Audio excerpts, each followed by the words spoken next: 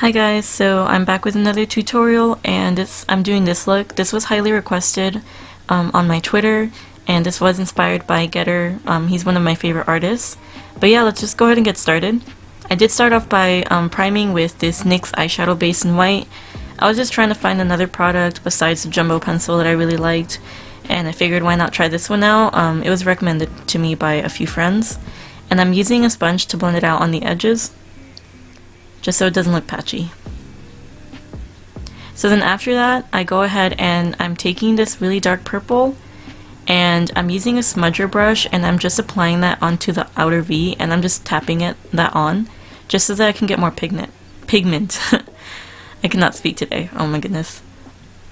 And then afterwards I'm taking the lightest shade, and this is by Profusion. This is a festival palette, and I'm blending that out using a Wet n Wild crease brush.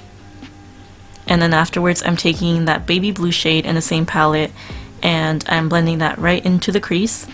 And pretty much what I'm doing after this is just going with literally any blue that I have, and I'm just trying to get that purple blended out. I had a little bit of difficulty doing it, but once I started incorporating more of the shades and then reintroducing that dark purple again, I was able to get a pretty good blend, and you'll be able to see that right now. Just that, yeah, like right now it looks a little bit like it's just sticking to my eyelid, but I think that was just because it was a really dark shade. And then you'll see that I'm just going in with different crease brushes as well, like a smaller one. So then afterwards, I wanted it to be more of like a soft blue on the edges, so I used the Wet palette by Colourpop and Bretman Rock. I love this palette. I absolutely recommend it if you want a good blue palette.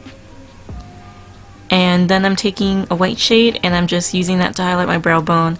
I know it's not going to look natural, but to be fair, blue eyeshadow isn't natural either. And I'm just going in with a shimmery white eyeshadow. And you can use any white eyeshadow or any shimmer that you have. I just like to keep it cool tone when I do cool tone looks.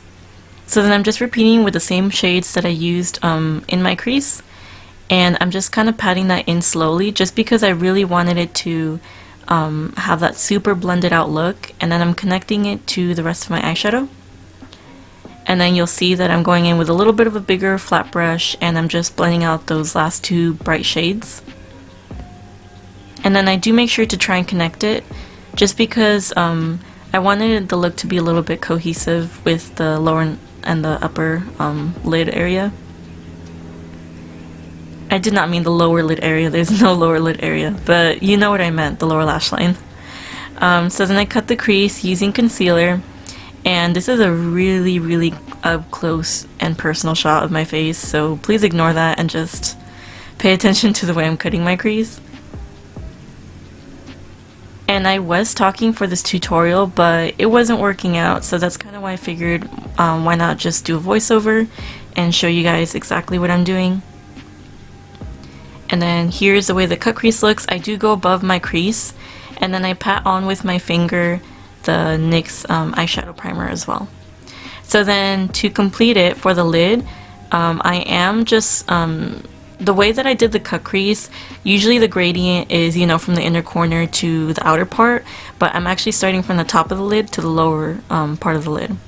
So I'm using the exact same shades and then patting it on with this smudger brush, and then just going in the exact same order. And I did go in with every single shade repeatedly just because I really wanted it to be a super blended out, like smoky kind of eye.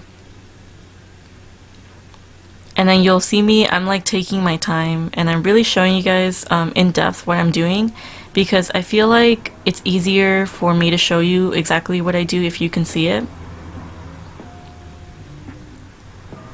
And there you go.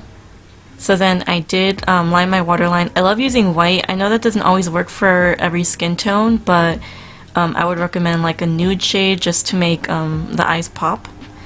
And then I went ahead and highlighted my inner corner this time.